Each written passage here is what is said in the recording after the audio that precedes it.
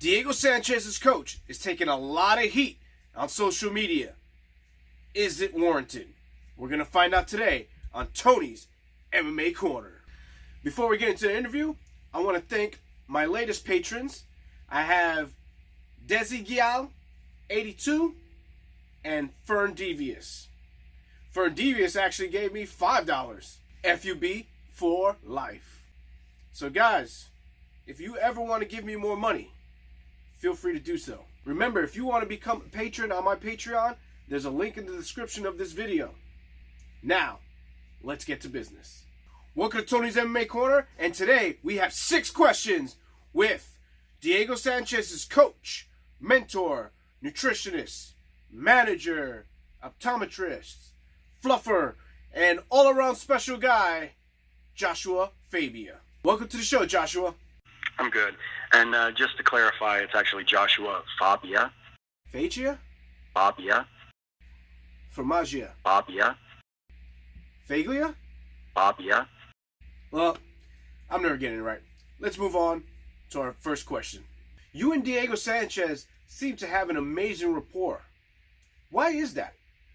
Because I have his balls in his throat. Okay, pretty simple. Balls in throat. Whoa, that was straight to the point. Well, I guess that leads me to my next question. Are you holding Diego Sanchez hostage? I hit Diego 20 minutes a day. 20 minutes a day I hit him. So his body understands impact. These fighters are thinking they're never going to get hit.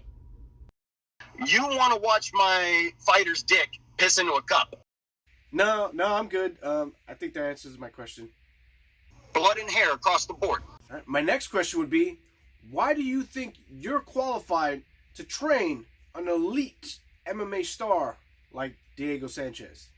I was on the first kindergarten rugby league in Christchurch, New Zealand. I've participated in martial arts my whole life through actual family tradition of understanding things. Like, quite a bit different than going to a place and giving them money. Okay, that's all interesting, but, I've been training Brazilian Jiu-Jitsu and mixed martial arts for a few years now, and for guys like us, it's hard to respect somebody who hasn't been in the trenches. What have you done in that space? So, when we're talking about athleticism and these things, like, yeah, man, like, it's not the same thing to just talk about, oh, I pinned so many people, I did this, I did that.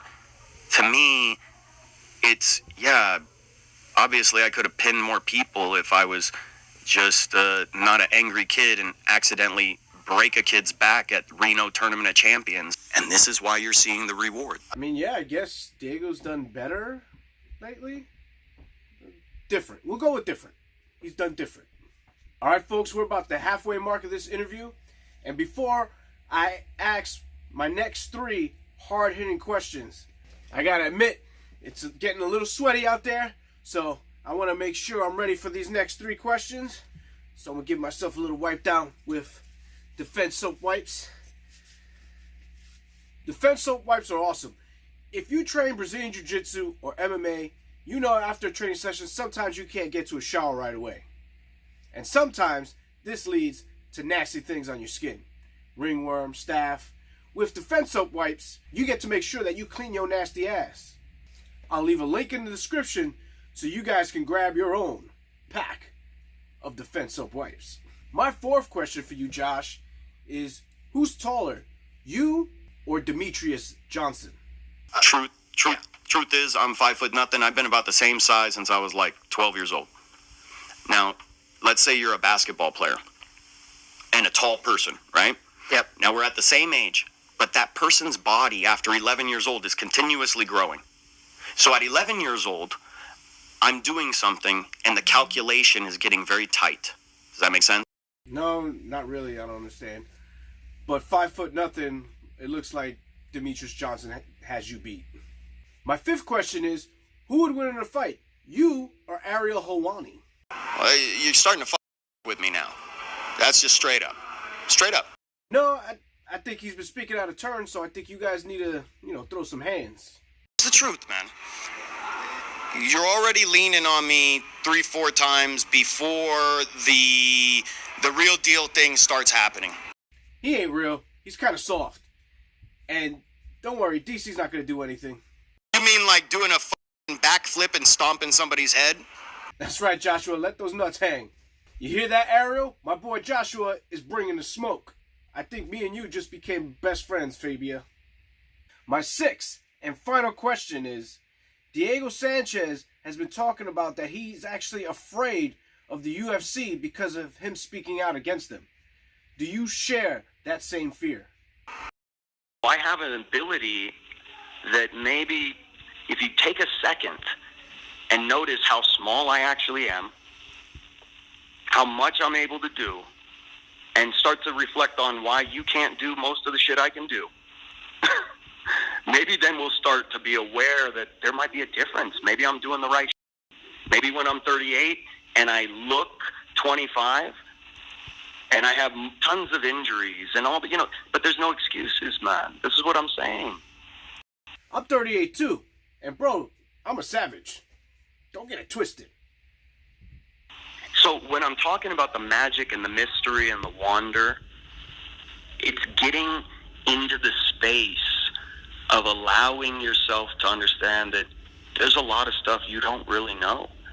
And when we start to get inside a space to study that, that's when it becomes understood. But when you don't have a method to take you into another space like that, when it's all just surface, this is the point. I feel you. You're not scared of Uncle Dana in the UFC. I got it. Well, Mr. Fabia, that's my 6 questions. Thank you for taking the time to make me self-aware. I don't know what everybody's making a big fuss about you, man. You're actually pretty cool. Appreciate you. Well, there you have it, guys. I think I just joined the cult. Remember to like, comment, and subscribe. In those comments, let me know who you would like me to interview next. I'll see you guys next time on Tony's MMA Corner.